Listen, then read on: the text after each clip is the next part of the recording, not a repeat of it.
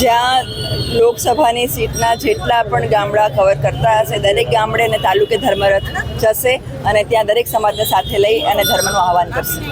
ત્યાં દરેક જિલ્લે અને દરેક તાલુકે અલગ અલગ ગાડીઓ જોડાતી જશે અને એમ આગળ વધતા જશે। એમાં બીજા સમાજના લોકો પણ પોતાની ગાડીઓ સાથે જોડાશે।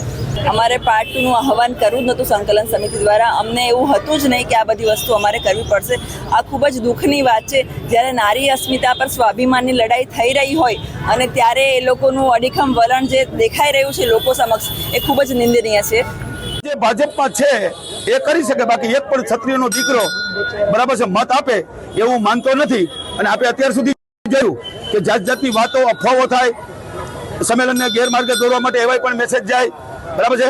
સંકલન સમિતિએ સમાધાન કરી લીધું, 2 ભાગલા પડી ગયા। મને બતાવો 2 ભાગલા, મેં ચેલેન્જ કરી છે।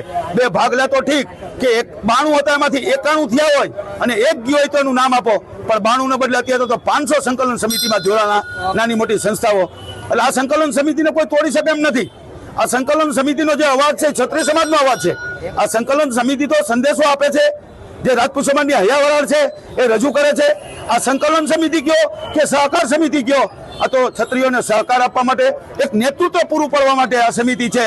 આ સમિતિ કોઈ દિવસ એક પણ વ્યક્તિ આમાંથી ખળે નહીં, ભાગલા પડે નહીં અને ભાગલા પડશે નહીં એ હું તમને વચનને ખાતરી આપું છું। ને પડે તો હું મીડિયાની સામે આવીશ। અને જે અત્યારે મિટિંગો થઈ રહી છે એ ભાજપના હોદ્દેદારોની થઈ રહી છે। જોઈ લો તમે, રાજકોટ, જામનગર, ભાવનગર, સુરેન્દ્રનગર, એમાં એક ક્ષત્રિય બતાવો સંકલ્પ સમિતિનો નહીં, એ સિવાય કોઈ પણ ક્ષત્રિય જે ભાજપનો હોદ્દો ધારણ ન કરતો હોય।